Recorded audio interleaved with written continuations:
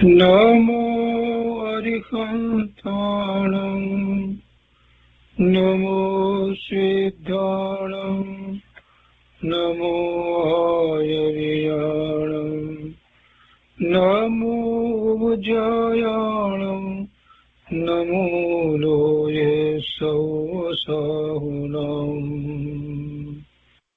અસપંચનમોકારો સર્વપાવપનાશનો મંગલાણં ચ સૌવર્તે પરમં અવૈમંગલમ અજ્ઞાનતિમિરંધાનાં જ્ઞાનાંજનશલાકયા ચક્ષુન્મીલિतं येन તસ્મૈ શ્રીગુરુવે નમઃ મુખાદિવ્યાકુક્ષિરત્નં સબ્દજિતવર્યાત્મજં શ્રીરાજચંદ્રયહું વંદે તત્વલોચનદાયકં પ્રભુતત્વલોચનદાયકં.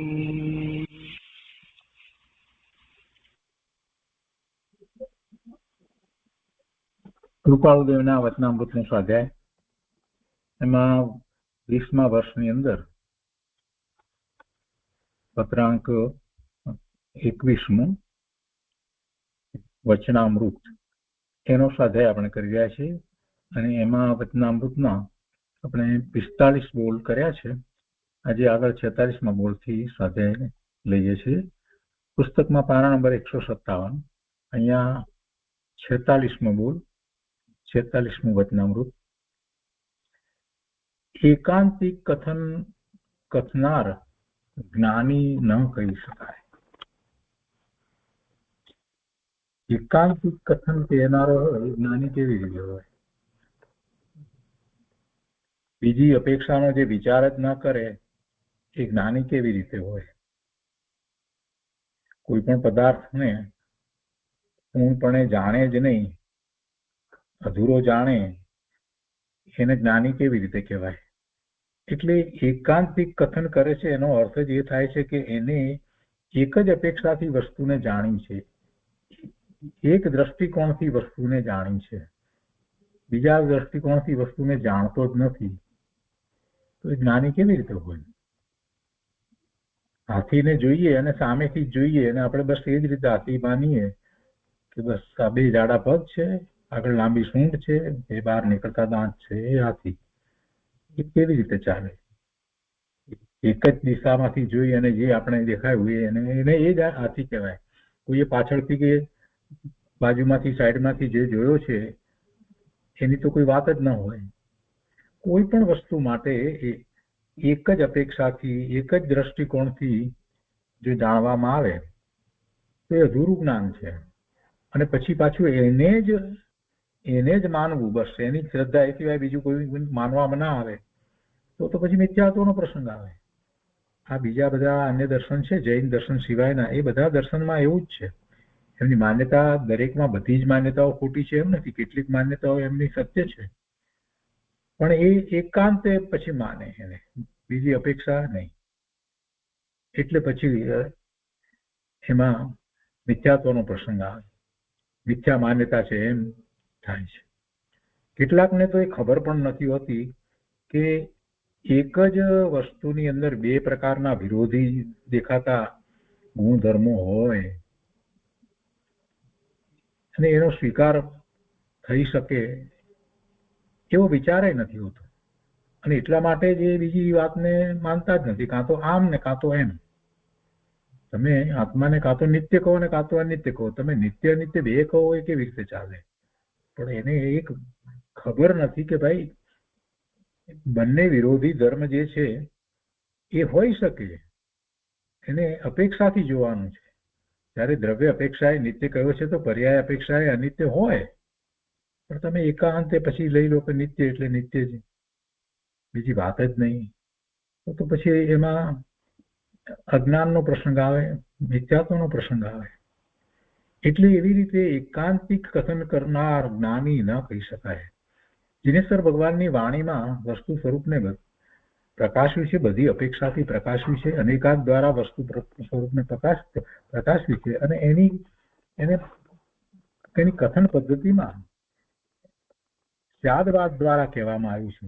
લખાય ત્યારે પણ સ્યાદવાદ દ્વારા અને કહેવાય ત્યારે પણ સ્યાદવાદ દ્વારા. એટલે કે સ્યાત શબ્દ આગળ મૂકવામાં આવે એટલે કે કોઈ અપેક્ષાએ આમ છે, અને જયારે એમ લેવામાં આવે, કોઈ અપેક્ષાએ એમ લેવામાં આવે, તો એનો અર્થ એમ થાય છે કે બીજી અપેક્ષાએ વસ્તુનું સ્વરૂપ બીજી રીતે પણ છે, એવો આપોઆપ સ્વીકાર થઈ જાય છે. આગળ 47મું. શુક્લ અંતઃકરણ વિના મારા કથનને કોણ દાદ આપશે? શુક્લ શુદ્ધ નિર્મળ અંતઃકરણ વિના મારા કથનને કોણ દાદ આપે, કોણ માને, કોણ સ્વીકારશે, કોણ એના ઉપર વિચાર કરશે? મારું અંતઃકરણ જ મલિન હોય તો પછી મારા કથન કેવા હોય? શુક્લ અંતઃકરણ વિના મારા કથનને કોણ દાદ આપશે? બીજી રીતે કહીએ તો એમાં તો એમ સમજાવી દીધું કે ભાઈ અંતઃકરણ શુદ્ધ હોવું જોઈએ, અને અંતઃકરણ જ્યાં સુધી શુદ્ધ ન હોય, જ્યાં સુધી કોઈ પણ પ્રકારે પક્ષપાત હોય, કોઈ પણ પ્રકારે માયાચાર હોય, કોઈ પણ પ્રકારે કપટ હોય, એમાંનું કાંઈ પણ હોય, અને પછી તું કંઈક કહેવા ધારે તો તારી વાતને કોણ સ્વીકારશે, કોણ માનશે? શુક્લ અંતઃકરણ વિના મારા કથનને કોણ દાદ આપશે? બહુ સરસ રીતે વાત મૂકી છે. 48મું. એના પછી જ્ઞાતપુત્ર ભગવાનના કથનની જ બલિહારી છે. જ્ઞાતપુત્ર ભગવાનના કથનની જ બલિહારી છે. ભગવાનના કથનની બલિહારી છે, એની જ મુખ્યતા છે, એનું જ મહત્વ છે. એના સિવાય બીજા કોઈનું મહત્વ નથી. એ જ સર્વોપરી છે, એ જ સર્વોત્કૃષ્ટ છે, એની જ બલિહારી છે. એટલે આપણે જે કંઈ ધર્મની વાત કરીએ છીએ, ધર્મને જે પ્રાપ્ત કરીએ છીએ, એ બધું જે છે એ ભગવાનની વાણી છે. એને કારણે જ આપણે આ બધું પ્રાપ્ત કરી રહ્યા છીએ. એમને માટે વિશેષણ મૂક્યું છે, જ્ઞાતપુત્ર ભગવાનના કથનની છે. જ્ઞાતપુત્ર એવું વિશેષણ મૂક્યું છે. જે જ્ઞાની છે, સર્વજ્ઞ છે, એવા ભગવાનના કથનનું જ મહત્વ છે. એ સિવાય બીજી કોઈ વાતનું મહત્વ નથી. એ જ આપણને જે કંઈ પ્રાપ્તિ થઈ છે એનું એ જ કારણ છે. કોઈ કંઈક આપણે સારી વાત કરીએ ત્યારે આપણે હંમેશા એમ કહીએ કે આ તો પ્રભુની વાણી છે, અમારું એમાં શું છે, અમારું તો કાંઈ નથી. અમને તો ભગવાનની વાણી જીનવાણી શાસ્ત્ર દ્વારા પ્રાપ્ત થઈ છે, અને એની કંઈક અમને સમજ આવી છે, એટલે અમે એ વાત કરીએ છીએ.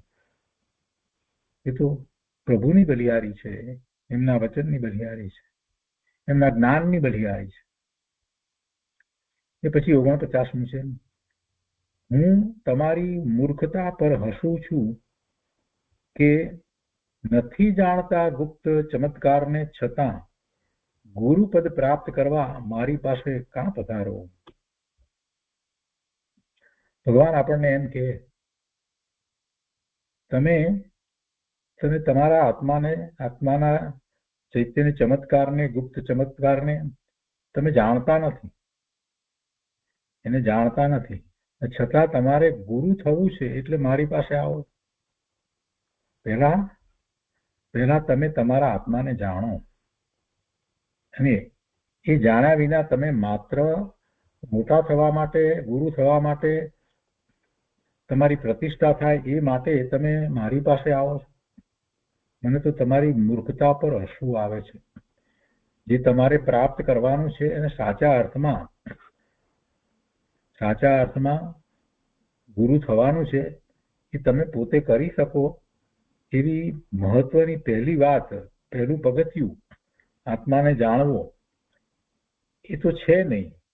અને તમારે મોટા થઈ જવું છે, અને એટલે જ મને તમારી એ મૂર્ખતા ઉપર હસવું આવે છે. ભગવાન આપણને આમ કે આપણે બહારમાં મોટાઈ બતાવતા હોઈએ ત્યારે ભગવાનને અંતરમાં એમ થાય કે આ મૂર્ખ મારા સમુસરણમાં બેસી અને કેટલીક વાતોને જાણી અને એને મોટાઈ બતાવવી છે બહારમાં, પણ એ પોતાના આત્માને અનુભવવાનો, એનું ચિંતન કરવાનો તો પ્રયત્ન કરતો નથી. પોતે ભગવાન આત્મા છે એ વાતનો હજી સ્વીકાર થયો નથી. એ ચૈતન્ય ચમત્કાર મહાપ્રભુ છે એનો નિર્ણય નથી થયો, એ માટેનો પ્રયત્ન નથી કર્યો, અને આમ નામ બસ આવે છે મોટાઈ વધારવા માટે થઈ, અને એટલે ભગવાનને શું આવે છે એમ કહી અને આપણને કૃપાળુ દેવે આખી વાત સમજાવી દીધી કે ભાઈ, સૌથી પહેલું જો કાંઈ પણ કરવા જેવું હોય તો તારું ચૈતન્ય સ્વરૂપ છે, એ ચૈતન્ય ચમત્કાર છે, એને જાણી સમજી વિચારીને સ્વીકાર, એવી અનુભૂતિ કર. એ સિવાય તું મોટાઈ બતાવવા માટે જે કંઈ પ્રયત્ન કરી રહ્યો છે, ભગવાનના સમોસણમાં આગળ બેસી જાય છે, તો એથી કઈ લાભ થવાનો નથી. આ ભગવાન કે અથવા તો કોઈ એવા મહાપુરુષ પણ આ જ વાત આપણને કહી શકે ને. એમ એ પણ એમ કે મને તારી મૂર્ખતા પર હસવું આવે છે કે તું સૌથી પહેલો સૌથી નજીક આવીને અહીંયા બેસી જાય છે અને બધા ઉપર એવી છાપ પાડવા માંગે છે કે તું મોટો જ્ઞાની છે, પણ અમને તો તારી આ બધી ચેષ્ટા ઉપર હસવું આવે છે. એટલા માટે હસવું આવે છે કે જે પોતાનું સ્વરૂપ છે એને તો તું જાણતો નથી, એનું તો તને મહાત્મા આવ્યું નથી. એમ એ મહાજ્ઞાની પુરુષ મહાત્મા પણ આ જ રીતે આપણને કહી શકે. એ પછી 50મો બોલ છે, અહો મને તો કૃતજ્ઞ જ મળતા જણાય છે. આ કેવી વિચિત્રતા છે. એ જ રીતે ભગવાન કે અથવા તો એવા મહાપુરુષો એમ કે મને તો કૃતજ્ઞ જ મળતા જણાય છે. આ કેવી વિચિત્રતા છે. કૃતજ્ઞ એટલે જે ઉપકારને ઓળવે,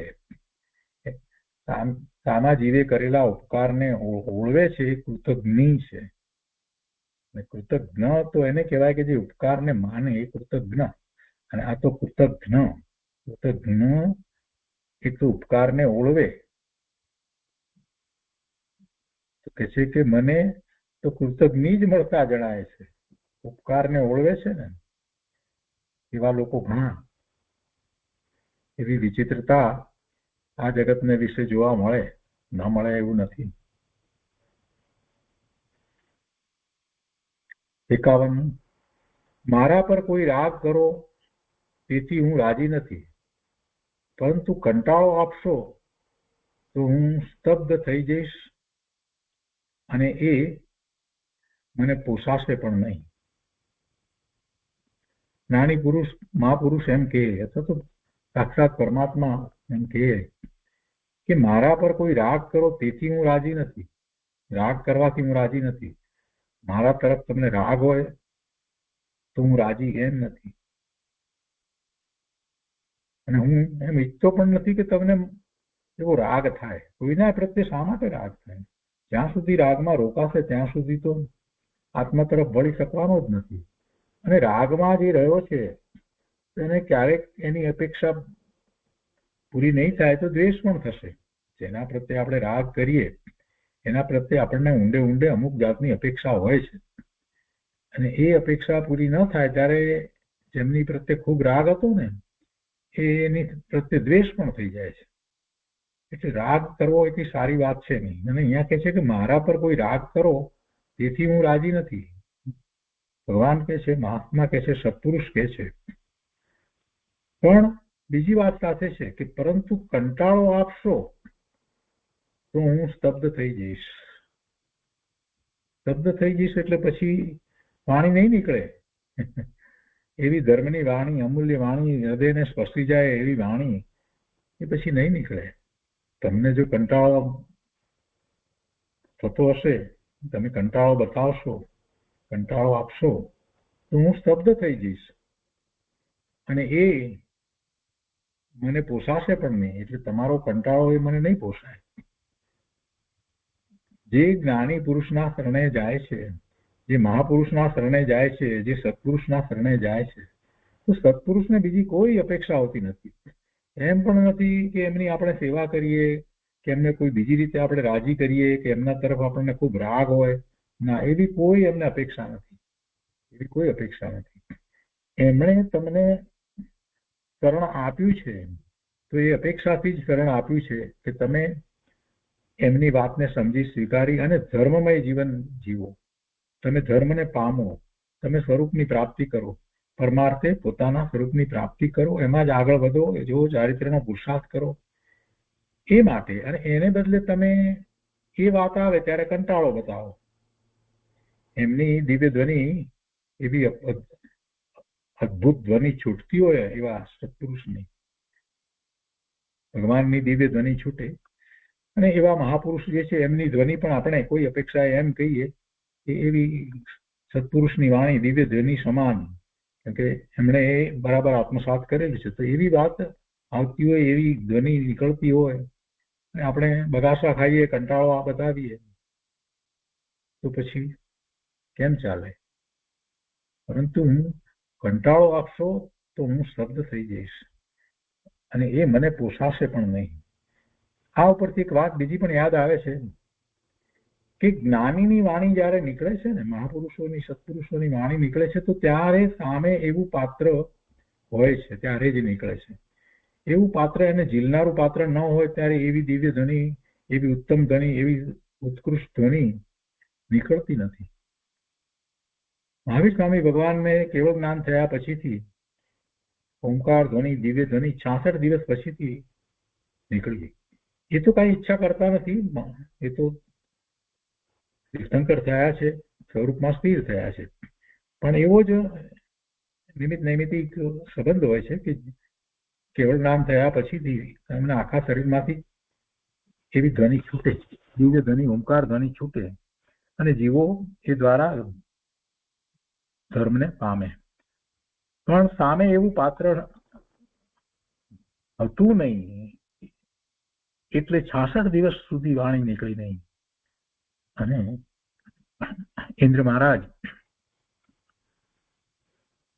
ગૌતમ સ્વામીને લઈ આવે છે. ગૌતમ સ્વામી તે વખતે વેદાંતી હતા અને એમને કોઈક રીતે સમજાવીને લાવે છે. એટલે કે મારે પ્રશ્ન છે એમ કરીને વાત કરે છે. મારા ગુરુએ એમ કરીને જે લઈને આવે છે એમની પાસે ભગવાનના સમુસરણમાં, અને એ આવે છે ત્યારે ગૌતમ સ્વામી પોતે હજી તો વેદાંતી છે અને ત્યાં આવતા જ ભગવાનના દર્શન થાય છે અને આખા એમના ભાવ ફરી જાય છે અને એ સભામાં ત્યાં ને ત્યાં જ દીક્ષિત થઈ અને બેસી જાય છે અને પ્રભુની દિવ્ય ધ્વનિ છૂટે છે.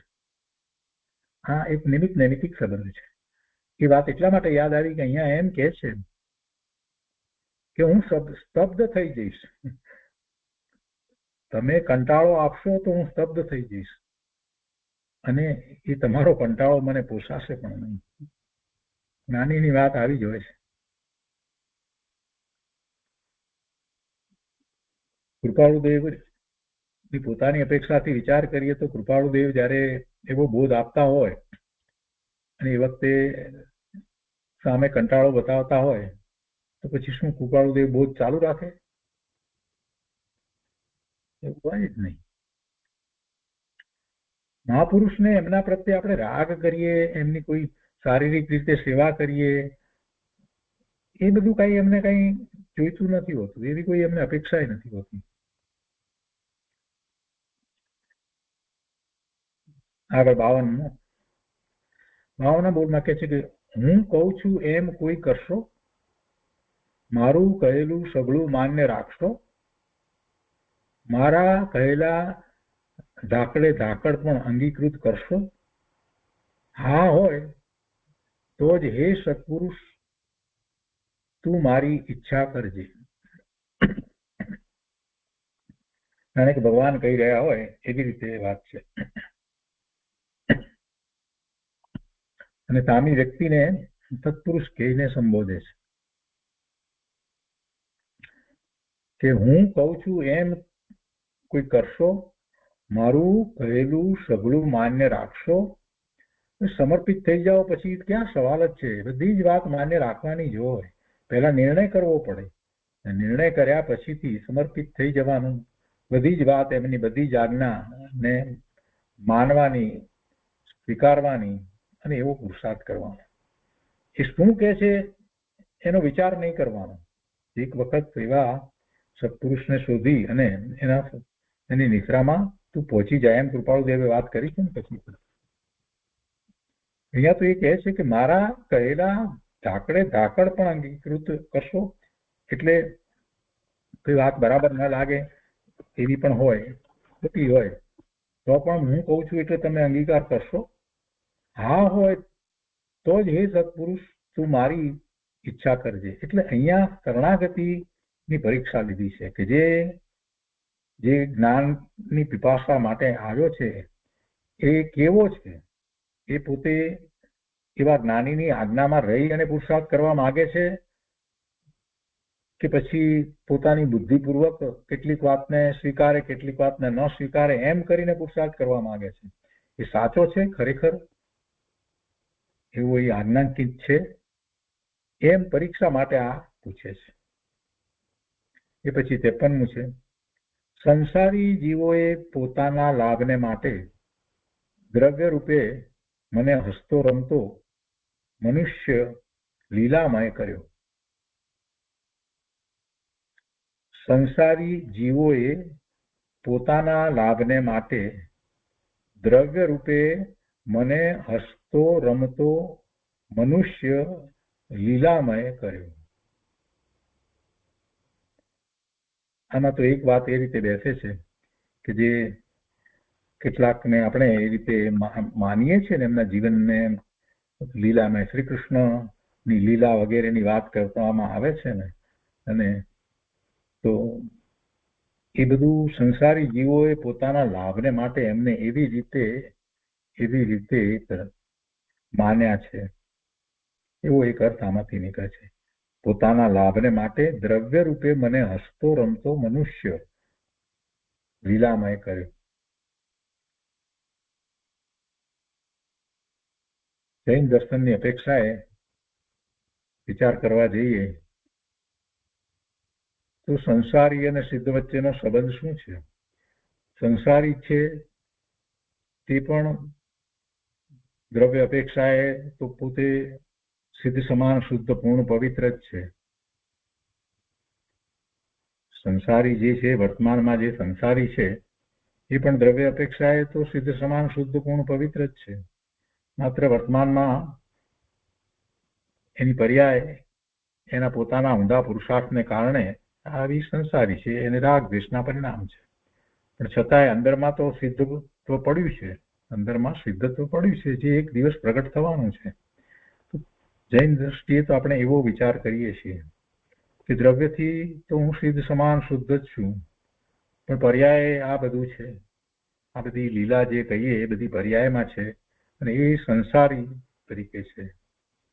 એટલે આનો બીજો વિસ્તાર તો કંઈ થઈ શકે એમ નથી. 56મું છે, દેવ દેવીની તુષ્માનતાને શું કરીશું? જગતની તુષ્માનતાને શું કરીશું? તુષ્માનતા સત્પુરુષની ઈચ્છો.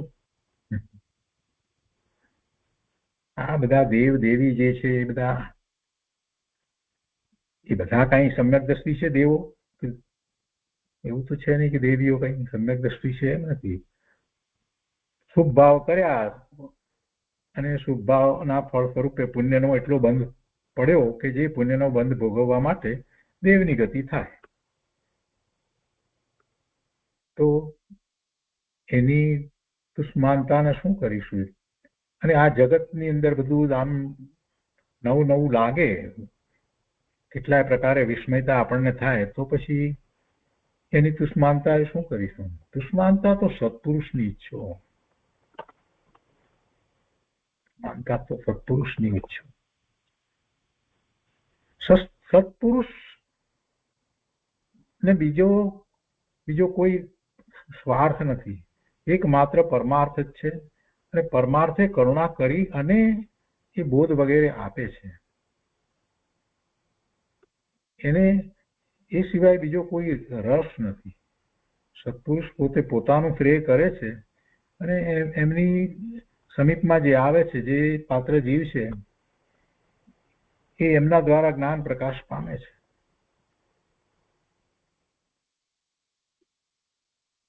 બીજા બધા દ્વારા કઈ આપણને જ્ઞાન પ્રકાશ થતો નથી, સાચું જ્ઞાન પ્રાપ્ત થતું નથી. 55 છે, હું સચ્ચિદાનંદ પરમાત્મા છું. હું સચ્ચિદાનંદ પરમાત્મા છું. આ તો મંત્ર છે. પોતે ભગવાન આત્મા સચ્ચિત આનંદ, સચ્ચિત આનંદ હોવાપણે છે.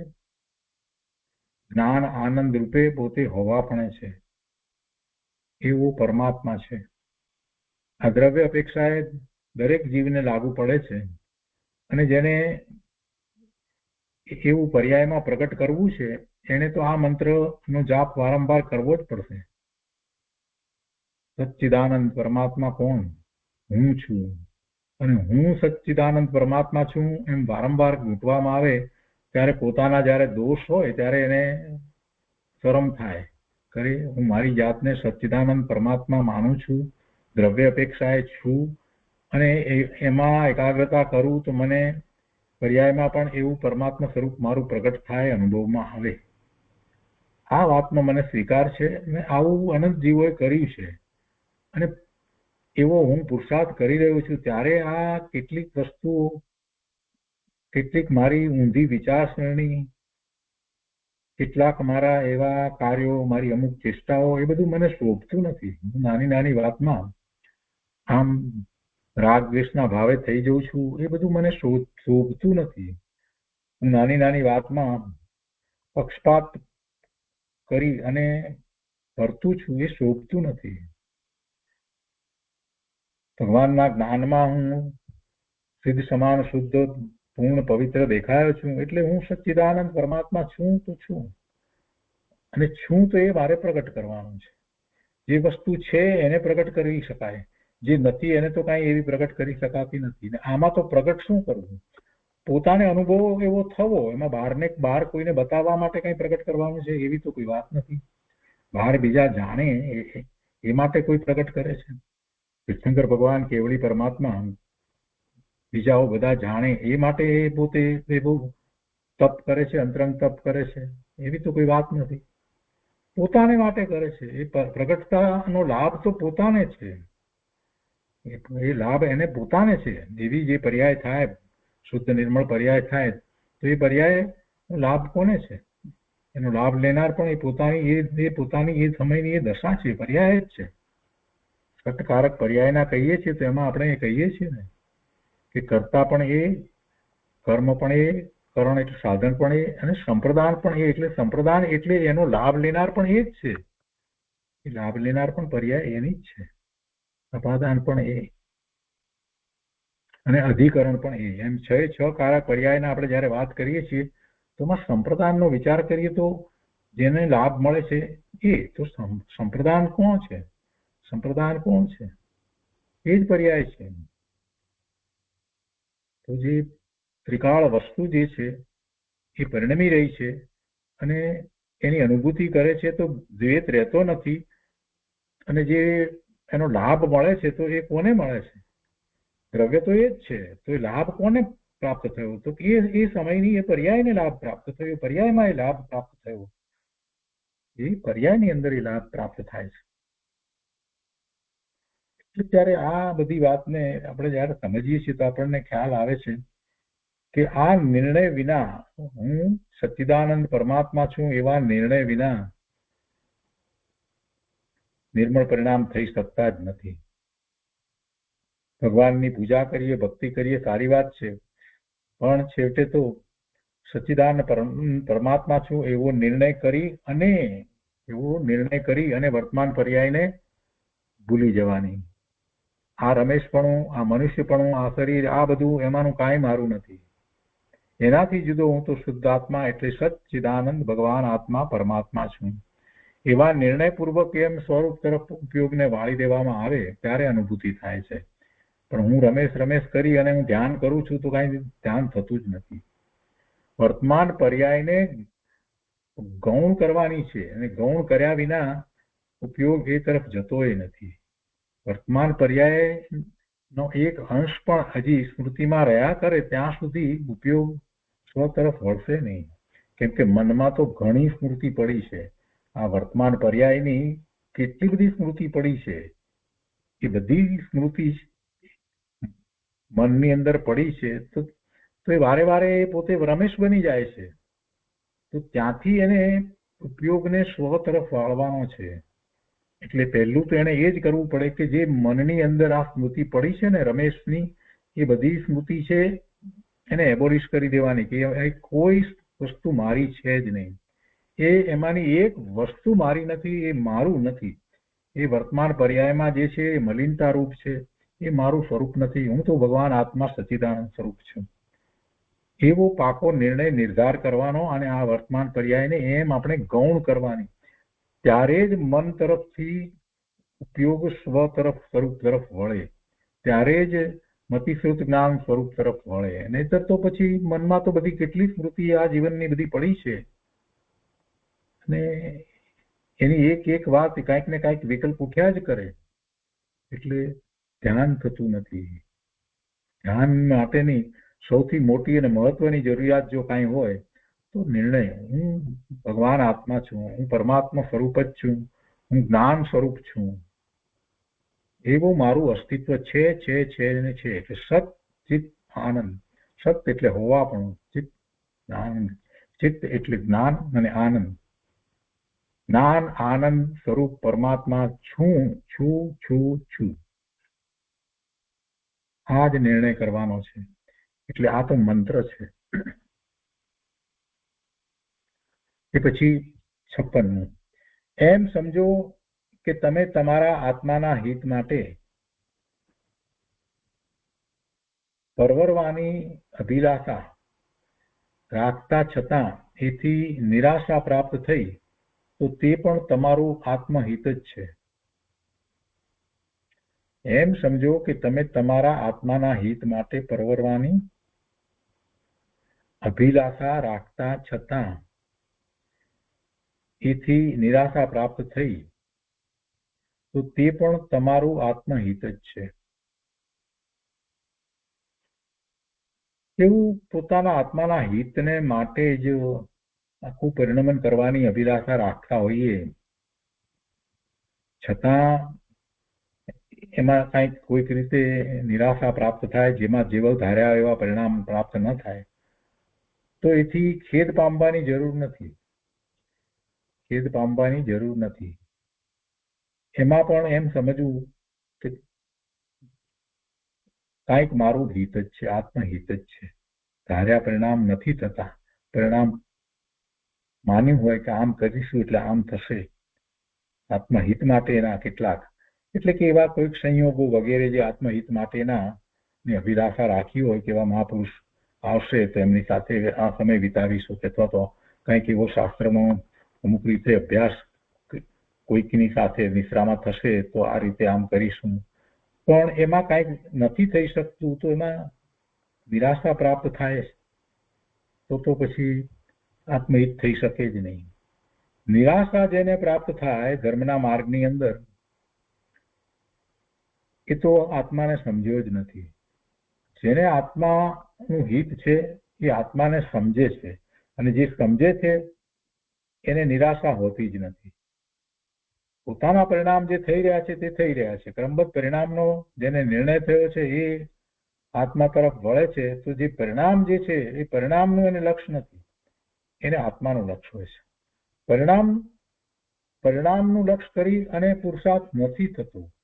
પુરુષાર્થ દ્રવ્યનું લક્ષ્ય કરીને થાય છે. અને આ જ વાત પૂજ્ય ગુરુદેવ કાનજી સ્વામીએ વારંવાર સમજાવી છે. અરે નિર્મળ પરિણામ થયા હોય તો પણ નિર્મળ પરિણામને સ્મૃતિમાં લાવવાથી ફરી નિર્મળ પરિણામ નથી થતા, પણ ત્રિકાળી શુદ્ધ સ્વરૂપને એના તરફ ઉપયોગ લઈ જવાથી, એમાં એકાગ્રતા કરવાથી નિર્મળ પરિણામ થાય છે. એટલે આ નિરાશા અને વગેરે બધી જે કઈ વાત છે તો પરિણામની વાત છે ને, એ એક સમયના પરિણામ છે, બીજા સમયે એ બીજી રીતે હોય છે. એની એટલી તીવ્રતા વગેરે રહેતી નથી. તો એ પરિણામ તરફ શું જોવું? એટલે એ વાતને આમાંથી સમજવાની છે કે મારું આત્મહિત તો ક્યાં છે, તો કે મારું લક્ષ્ય સ્વરૂપ તરફ છે, એમાં આત્મહિત છે. તો પછી એને તો કોઈ મારી પાસેથી લઈ જતું નથી. એ મારો પુરુષાર્થ છે, મારા સ્વરૂપ તરફ હું વળું, એને તો કોઈ મારી પાસેથી લઈ જવાનું નથી. પરની અપેક્ષા હોય ત્યારે આ બધી નિરાશા વગેરેની વાત આવે. પણ આત્માના સ્વરૂપને પામવા માટે ક્યાં મને કોઈની અપેક્ષા છે? વ્યવહારથી બધી વાત હોય, અનુસરણ લઈએ આ તે બધી વાત હોય, પણ મૂળ વાત તો એ છે કે ભગવાનની વાણી પૂર્ણ છે અને એમાં પૂર્ણ માર્ગ બતાવી દીધો છે, અને એ માર્ગને આપણે આપણી બુદ્ધિ ઓછી હોય તો સમજવો પડે, અને મહાપુરુષોએ પ્રાપ્ત કર્યું હોય તો એમની નિશ્રામાં આપણને એ વાત સરળતાથી સમજાય અને આપણા દોષ બીજા દૂર થાય. પણ એ થવાનું હોય ત્યારે જ એવા મહાપુરુષનો સંયોગ થાય. નિમિત્ત ત્યારે જ મળે જ્યારે આપણો પુરુષાર્થ ઉપડ્યો હોય ત્યારે જ. આ બધી વાતને ખ્યાલમાં લઈએ છીએ તો કોઈ નિરાશા વગેરે આ તે બધી વાતો બધી હોતી જ નથી. એ પછી 57 બોલ છે, તમારા શુભ વિચારમાં પાર પડો, નહીં તો સ્થિર ચિત્તથી પાર પડ્યા છો એમ સમજો. બરાબર છે. તમે જે શુભ વિચાર પરમાર્થે જે કંઈ કર્યો છે તો એને માટેનો બરાબર પુરુષાર્થ કરો, જરાય પણ એમાં ખામી ન રાખો, જરાય પ્રમાદ ન રાખો, એટલે પાર પડો. અને નહીં તો સ્થિર ચિત્તથી પાર પડ્યા છો એમ સમજો કે બસ અમે અમારું કાર્ય કરી લીધું છે, અમે તો ભગવાન આત્મા છીએ, અમારે કાંઈ બાકી રહી ગયું છે એવી કોઈ વાત જ નથી. શું બાકી રહે? આ ભગવાન આત્માને બાકી શું રહે છે? કાંઈ રહેતું જ નથી. નકામાના વિકલ્પો કરે છે. એ વિકલ્પો નકામાના એવા કરે છે કે આમ દશા થઈ જાય ને તેમ દશા થઈ જાય ને કંઈક ચમત્કાર થઈ જાય ને ચમકારો થઈ જાય ને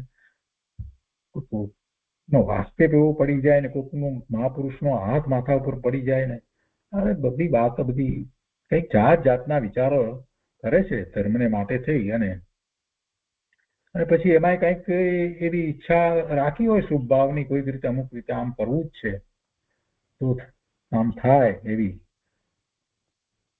અને એમાં મૂંઝાયા કરતો હોય છે ઘણી વાર. તો અમુક પ્રકારના બાહ્ય તપ વગેરેના પણ શુભ વિચાર વગેરે હોય તો કે છે કે કંઈક એવા વિચાર શુભ વિચારમાં હો તો એ બરાબર કરી લો, અને એ નથી થાય અથવા તો નથી થતા તો પછી એનાથી ચિંતાથી મુક્ત થઈ જાઓ. સ્થિર ચિત્તથી એ બધું એમ વિચારો કે એ પરિણામ એ રીતે થવાના હતા તો તે રીતે થયા, ઉપવાસ ન થયો ને એકાસનું થવાનું તો થયું, વાત પૂરી છે. હું તો ભગવાન આત્મા એનો એ જ રહ્યો છું. એ પરિણામ પરલક્ષી હતા તો એમ થયા, કેમ કે શુભ વિચારની અંદર જે પરિણામ જે છે પોતાના પરિણામ એ તો એ પુણ્ય બંધના પરિણામ થાય, પણ શુભ વિચાર છે એટલે લક્ષ્ય તો 12મા પરનું જ હોય ને. શુભ વિચારમાં પરનું લક્ષ્ય જે છે અને એમ કરી અને જે કાંઈ ઈચ્છ્યું છે, જે પ્રમાણે કરવા ધાર્યું છે એવું ક્રિયા વગેરે કંઈ તો એ પાર પડે એ રીતે કાં તો કરો બરાબર, જેથી કરી અને તમને બીજા પછી વિકલ્પો આવે નહીં. ધારો કે એમ નહીં થાય તો કઈ વાંધો નહીં, એમ માનો કે એમ જે રીતે પાર પડ્યા છો જેટલું થયું છે તો એમ માનો કે એ બધું એટલું બરાબર છે, અને છેવટે એ બધો તો છેવટે તો શુભભાવ જ છે. છેવટે એ તો શુભભાવ જ છે. મારું અસ્તિત્વ તો એવું ને એવું છે, મારું શુદ્ધ સ્વરૂપ તો કાંઈ ખોવાઈ ગયું નથી, એ તો મારી પાસે જ છે. બસ એનું લક્ષ્ય કરવાનું છે. એટલે અશાંત નહીં થાવ, ચિત્તને અશાંત ન કરવું, ચિત્તને અશાંત ન કરવું. બીજા લોકો અમુક આમ કરી લેતા હોય એવા મોટા ભાગે આ એવા શુભ ભાવ જે હોય કે એવી પૂજા વગેરેના કે એવા યાત્રા વગેરેના કે એવા તપ બાહ્ય તપ વગેરેના એવા બધા શુભ ભાવ હોય ને તો એમાં આવું થતું હોય છે. એને માટેનું આ તો ખાસ માર્ગદર્શન છે કે એ કરો તો એમાં પાર પડો, અને ન થાય તો પછી ચિત્તની શાંતિને ગુમાવશો નહીં, સ્થિર ચિત્ત કરો અને જેટલું થયું જે રીતે થવાયું બધું થયું, કેમ કે એમાં તો પરની અપેક્ષા હતી અને છેવટે હતો તો શુભ ભાવ ને, એમ કરી અને સ્વરૂપ તરફ પાછા ફરવાનું છે. એટલે સ્થિર ચિત્તથી પાર પડ્યા છો એમ સમજો, બધું બરાબર જ થઈ રહ્યું છે. 58મો, જ્ઞાનીઓ અંતરંગ ખેદ અને હર્ષથી રહિત હોય છે. જો એટલે એના અનુસંધાનમાં કેવું વાક્ય આવે છે, જ્ઞાની ધર્માત્મા સમ્યક દ્રષ્ટિ એ અંતરંગ ખેદ અને અંતરંગ ખેદની સાથે હર્ષ પણ લઈ લીધો, ખેદ પણ નથી અને હર્ષ પણ નથી. એમના અંતરંગની અંદર ખેદ કે હર્ષ હોતો જ નથી. હર્ષ નો હર્ષ પણ ન હોય. શેનો હર્ષ? પોતે જ્ઞાન આનંદ સ્વભાવી છે એવો નિર્ણય થયો છે તો પછી હવે એનાથી વિશેષ બીજી કોઈ વાત હર્ષની હોય? કોઈ હર્ષની વાત છે જ નહીં. સુખ છે, શાંતિ છે, એમાં પછી કંઈક બને ને આપણે ખુશી થઈ જઈએ એવી ક્યાં વાત છે? વસ્તુ પોતાને પ્રાપ્ત છે. જ્ઞાનીને તો અનુભૂતિ થઈ છે તો વસ્તુ પોતાને પ્રાપ્ત છે. તો પ્રાપ્ત છે તો પછી એમાં હર્ષની ક્યાં વાત આવી? અને બહારમાં જે કંઈ પરિણામ થઈ રહ્યા છે એનાથી જો એ જ્ઞાની હર્ષિત થઈ જાય તો એનો અર્થ કે એને આત્માની અનુભૂતિ કરી જ નથી. આત્માની અનુભૂતિ જેને કરી છે એને બહારમાં કોઈ વસ્તુ જે છે તે એનાથી એને એવો હર્ષ થાય એવું હોતું જ નથી. સૌથી મૂલ્યવાન વસ્તુ તો પોતાનું સ્વરૂપ છે, એની અનુભૂતિ છે, એ સર્વશ્રેષ્ઠ છે, એ સૌથી મૂલ્યવાન છે. એના મૂલ્ય આંકી શકાય નહીં એવી વસ્તુ છે. અને એ પ્રાપ્ત થાય તો એનાથી વિશેષ બીજો કોઈ હર્ષ હોતો જ નથી. ને ખેદની વાત, ખેદ કોને હોય? આત્મજ્ઞાનીને ખેદ હોય જ નહીં. જેને આત્માની અનુભૂતિ નથી, આત્માને માનતો નથી, પોતાના અસ્તિત્વને, શુદ્ધ સ્વરૂપને સ્વીકારતો નથી, એને બહારમાં જે કંઈ બનાવો બને છે એમાં એ રોકાઈ રહ્યો છે એટલે એને ખેદ થાય છે. એ તો અજ્ઞાનીને હોય છે. અને અજ્ઞાનીને એવી રીતે કંઈક ઈચ્છે એ પ્રમાણે થાય છે પરિણામ તો હર્ષ થાય, અને ઈચ્છે એ પ્રમાણે નથી થતા પરિણામ તો ખેદ થાય. એ બધી અજ્ઞાનીની માન્યતાઓ છે. કેમ કે એ પરિણામો, બહારના પરપદાર્થોના પરિણામો, એવા સંયોગો વગેરે, એનાથી તો આ આત્મા જુદો છે. એ સંયોગો, પરિણામોને, વસ્તુને, પદાર્થોને, એને તો આ આત્મા સ્પર્શતો પણ નથી. તો જ્ઞાની એ વાત જાણે છે તો એને કારણે બહારમાં જે કંઈ થઈ રહ્યું છે એને કારણે ખેદ કે હર્ષ થતો નથી. અનુકૂળતા પ્રતિકૂળતા, અનુકૂળતાથી હર્ષ ને પ્રતિકૂળતાથી ખેદ એવું જ્ઞાનીને હોતું નથી. કેમ કે વસ્તુ સ્વરૂપ જે છે એને કોઈ અનુકૂળતા પ્રતિકૂળતા એવું છે જ નહીં. વસ્તુ સ્વરૂપ તો સદાય આનંદમય જ છે. એને કઈ પ્રતિકૂળતા? ભગવાન આત્માને પ્રતિકૂળતા કઈ? પોતાનો આત્મા, ભગવાન આત્મા એટલે પોતાના આત્માની વાત છે. એને પ્રતિકૂળતા કઈ? એને પ્રતિકૂળતા નથી. પણ એ પરનું લક્ષ કરી અને જે બાહ્યમાં સંયોગો જે છે એમાં એ કલ્પના કરે છે અનુકૂળતા પ્રતિકૂળતાની. એકના એક જ સંયોગો જે છે એ એકને અનુકૂળ લાગે ને બીજાને પ્રતિકૂળ લાગે. એસી ની અંદર ટેમ્પરેચર 73-74 ફેરનહીટ મૂક્યું હોય ત્યારે કેટલાકને એમ લાગે કે હા બસ બહુ સરસ છે, બહુ સરસ છે. અને ત્યાં બેઠેલા એવા કેટલાક વૃદ્ધજન જે હોય એમને ખૂબ ઠંડી લાગે. એમ થાય કરે આ તો અમે તો અકળાઈ જઈએ છીએ.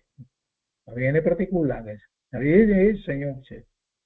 એને તો એમ થાય કે 78 કે 80 હોય તો સારું, જરાક બરાબર રહેવાય. તો પેલાને પ્રતિકૂળ લાગે છે તો મને તો ગરમી લાગે છે.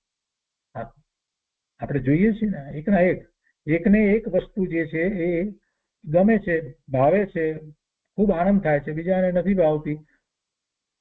એને જોઈને જ એને એમ થાય કરે આ વળી ક્યાં બનાવ્યું આવું, એમ થઈ જાય છે. એટલે એ બહારમાં જે કંઈ છે એનાથી જે આપણે હર્ષને ખેદ કરીએ છીએ ને એ બધું કલ્પિત છે, એ વાસ્તવિક નથી. એટલે જ્ઞાનીને એના કોઈ ખેદ કે હર્ષ હોતા જ નથી. ઈષ્ટ અનિષ્ટ બુદ્ધિ હોતી જ નથી. એટલે પછી એમાં હર્ષ પામવા જેવું કે ખેદ પામવા જેવું કાંઈ હોતું નથી. 59 છે. જ્યાં સુધી તે તત્વની પ્રાપ્તિ નહીં થાય ત્યાં સુધી મોક્ષની તાત્પર્યતા મળી નથી. જ્યાં સુધી તે તત્વની પ્રાપ્તિ નહીં થાય ત્યાં સુધી મોક્ષની તાત્પર્યતા મળી નથી. કયું તત્વ પ્રાપ્ત ન થાય ત્યાં સુધી મોક્ષની તાત્પર્યતા મળી નથી? કયું તત્વ? આત્મતત્વ, પોતાનું તત્વ. આત્મતત્વની પ્રાપ્તિ ન થાય ત્યાં સુધી મોક્ષની તાત્પર્યતા મળી નથી. એટલે મોક્ષ મારે પ્રગટ કરવો છે એવી વાત બની નથી. કેમ કે જેને એની લગ્ની લાગી ગઈ છે, જેને ભવના ભ્રમણનો થાક લાગી ગયો છે, એ પોતાના આત્મતત્વને સૌથી પહેલા જાણી અને ભગવાને જેમ કહ્યું છે એવી રીતે એને અનુભવવાનો પ્રયત્ન પુરુષાર્થ કરે. એની પ્રાપ્તિ એ કરે જ. માત્ર વાણીથી સંતોષાઈ જાય નહીં. વાણીમાં બધી વાત આવી આત્મા વિશેની, એમાં બધી શક્તિની વાત આવી, 47 શક્તિની વાત આવી, અનેક નય દ્વારા આત્મ સ્વરૂપને સમજાવવામાં આવ્યું. આ તે બધી વાતો બધી જાણી લીધી એટલે સંતોષાઈ જાય નહીં. એને તો એ તત્વની પ્રાપ્તિ કરવી છે. દ્રવ્યાનું યોગ જે છે, દ્રવ્યાનું યોગના શાસ્ત્રો કહેવાય છે, પણ કૃપાળુદેવે એમ કહ્યું કે દ્રવ્યાનું યોગ તો પ્રગટ કરવાનો છે. આ દ્રવ્યાનું યોગના શાસ્ત્ર જે છે એમાં આત્માની વાત આવે, સ્વરૂપની વાત આવે, કેવું સ્વરૂપ છે એ બધી વાત આવે. તો એ બધાનો અભ્યાસ આપણે કરીએ, સમયસાર વગેરેનો અભ્યાસ કરીએ, આગમનો અભ્યાસ કરીએ, એટલે આપણને એમ છે કે આપણને દ્રવ્યાનુયોગમાં તો ખૂબ ખૂબ સમજ છે, આપણી ઊંડી સમજ છે, આપણે એમ માનીએ. અહીંયા કૃપાળુદેવે તો કોઈક જગ્યાએ પત્રમાં એમ કહ્યું છે કે દ્રવ્યાનુયોગ તો પ્રાપ્ત કરવાનો છે. દ્રવ્યાનુયોગના શાસ્ત્રોનું વાંચન કરીને માહિતી પ્રાપ્ત કરી એટલે દ્રવ્યાનુયોગ એટલે પોતાનું સ્વરૂપ એ પ્રાપ્ત થતું નથી. દ્રવ્યાનુયોગ, દ્રવ્યનો અનુયોગ, દ્રવ્ય પોતાનું દ્રવ્ય એની પ્રાપ્તિ કરવાની છે, એ અનુભવવાનું છે. તો એવું પોતાનું તત્વ એની પ્રાપ્તિ જ્યાં સુધી થાય નહીં, એટલે એનો એવો પુરુષાર્થ ઉપડ્યો જ ન હોય ત્યાં સુધી મોક્ષની તાત્પર્યતા ક્યાંથી થાય છે. 60મું છે, નિયમ પાળવાનું દૃઢ કરતા છતાં નથી પડતો એ પૂર્વ કર્મનો જ દોષ છે એમ જ્ઞાનીઓનું કહેવું છે. નિયમ પાળવાનું દૃઢ કરતા છતાં નથી પડતો એ પૂર્વ કર્મનો જ દોષ છે એમ જ્ઞાનીઓનું કહેવું છે. કોઈક અપેક્ષાથી આ વાત છે, એટલે કોઈકને એવા નિયમ ન લઈ શકાતા હોય એની અપેક્ષાથી વાત બરાબર છે. અને નિયમની પાછળ એવી જડતા કરવાની જરૂર નથી એમ કહેવાનો આખો આશય છે. બરાબર છે, પોતાથી જે રીતે નિયમ પાળી શકાય એ રીતે પાળવા, પોતાની શક્તિ પ્રમાણે નિયમ પાળવા. કેમ કે કેટલીક વખતે એવું હોય છે કે એવો બીજા જે રીતે નિયમ લેતા હોય એ જ રીતે નિયમ આ લઈ લે, પણ એ શક્ય ન થાય. કેમ કે એ નિયમમાં તો હંમેશા પરની અપેક્ષા છે, એમાં પરની અપેક્ષા છે. તો બીજાને એટલું બીજી રીતે સામર્થ્ય, એટલે કે બાહ્ય શરીર વગેરેમાં કે એ રીતે સામર્થ્ય મળ્યું હોય તો એ નિયમ પાળી શકે, આ ન કરી શકે. કે પૂર્વ કર્મના ઉદયો એવા હોય તો જેથી એમાં એનું એટલું શક્તિ સામર્થ્ય ન હોય તો ન કરી શકે. એટલે પેલા એ નિયમ લીધો કે મારે આજે ઉપવાસ કરવો છે તો હું પણ સાથે નિયમ લઈ લઉં. નિયમ એટલે રોજે રોજ લેવાના હોય એને નિયમ કહેવાય, ખરેખર તેવું છે. યમ એટલે જે કાયમ માટે જે લઈએ છીએ તે યમ છે. યમ નિયમ આવે છે ને, એમાં નિયમ. તો આજને માટે હું પણ એવો લઈ લઉં, ઉપવાસનો નિયમ લઈ લઉં, અને પછી મારી શક્તિ નથી તો મારાથી નથી થઈ શકતું. કેમ કે એ મને જે શરીર જે રીતે જે મળ્યું છે એ શરીર પૂર્વ કર્મને કારણે મળેલું છે. એટલે એ એવું શરીર મળ્યું છે કે જેમાં હું ભૂખ્યો નથી રહી શકતો. કાંઈક શરીર ઉપર એવી અસરો થવા માંડે છે અને કાંઈક થાય છે તો છેવટે બધા કહે છે કે મારે ઉપવાસના ઠેકાણે એકાસનું કરી લેવું પડે છે. હા, દાખલા તરીકે વાત લઈએ. એટલે એમાં કહેવાનો આશય એ છે કે નિયમની બાબતમાં આપણે સમજી વિચારીને નિયમ લેવો, અને નિયમ પાળવાનું મનમાં ભલે દ્રઢ કરવા છતાં પણ નિયમ નથી પડતો એવું બની શકે છે. એ પૂર્વ કર્મનો દોષ આ રીતે છે કે પોતાને એવી રીતે પરની અપેક્ષા છે, શરીરની અપેક્ષા છે, અને શરીર એવું નથી મળ્યું તો નથી થઈ શકતું. એમ એ પૂર્વ કર્મનો દોષ છે એમ જ્ઞાનીઓનું કહેવું છે. એટલે કે એને માટે થઈ અને ખેદ પામવો નહીં. અને મુખ્ય વાત તો એ છે કે નિયમ લેતા પહેલા જ સમજવું, પોતાથી પાળી શકાય એવો નિયમ લેવો, એ સિવાય નિયમ ન લેવો. સામાન્ય રીતે એક બીજી વાત પણ કરવામાં આવે છે કે નિયમ લઈ અને પછી તોડવો નહીં, એટલે ખાસ કરીને પ્રતિજ્ઞા લઈને તોડવી નહીં, ન લેવી, અથવા તો એ પ્રમાણે પ્રતિજ્ઞા લેવી જે પાળી શકાય એવી. નિયમ એવો લેવો જે થઈ શકે એવો. 61મું છે, સંસાર રૂપી કુટુંબને ઘેર આપણો આત્મા પરણો દાખલ છે. સંસાર રૂપી કુટુંબને ઘેર આપણો આત્મા પરોણા દાખલ છે, એટલે એ અતિથિ તરીકે આવેલો છે અહીંયા. આ સંસાર રૂપી કુટુંબની અંદર આ આત્મા એ સંસાર રૂપી કુટુંબનો સભ્ય નથી. એ પરણો આવે છે એટલે મહેમાન તરીકે આવ્યો છે, એ અહીંનો સભ્ય નથી, અહીંનો રહેવાસી નથી. આ સંસાર રૂપનો રહેવાસી આત્મા નથી. સંસારમાં આત્મા આવ્યો છે, એ પરણો છે, એ મહેમાન છે, એટલે થોડોક વખત રહેશે, કાયમ એ સંસારમાં રહેવાનો નથી. સંસાર રૂપી કુટુંબની અંદર આ આત્મા, મારો આત્મા, એ મહેમાન દાખલ છે, એટલે કે આવ્યો છે તો થોડા વખત પૂરતો છે, પણ કાયમ એમાં રહેવાનો નથી. આવો જ એને નિર્ણય જે છે ને એને આ સંસાર જે છે એ મીઠો લાગતો નથી. ગમે તેટલી અનુકૂળતા હોય બધું હોય તો પણ તો સંસાર એને મીઠો ન લાગે, એને રસમય ન લાગે. એમ આ મારું ઘર નથી, આ મારું સ્થાન નથી, હું અહીંયા શોભતો નથી. અહીંયા એટલે ક્યાં? આ શરીર સહિત આ ગતિમાં હું શોભતો નથી. અહીંયા એટલે અહીંયા કે અમેરિકા કે આમ કે ભારતની વાત નથી. અહીંયા એટલે આ ગતિમાં આ શરીર સહિત હું શોભતો નથી. આ મારું સ્થાન નથી. આ સંસાર પર્યાય એ મારું સ્થાન નથી. તો મારું સ્થાન કયું? હું ક્યાંથી આવ્યો, ક્યાંનો છું? તો હું ભલે અહીંયા રહ્યો છું, ઘણા વખતથી અહીંયા છું, તે છતાંય મારું મૂળ સ્થાન તો ક્યાં છે? જ્યાં સિદ્ધ પરમાત્મા બિરાજે છે ત્યાં મારું સ્થાન છે. અહીંયા તો હું મહેમાન જેવો છું.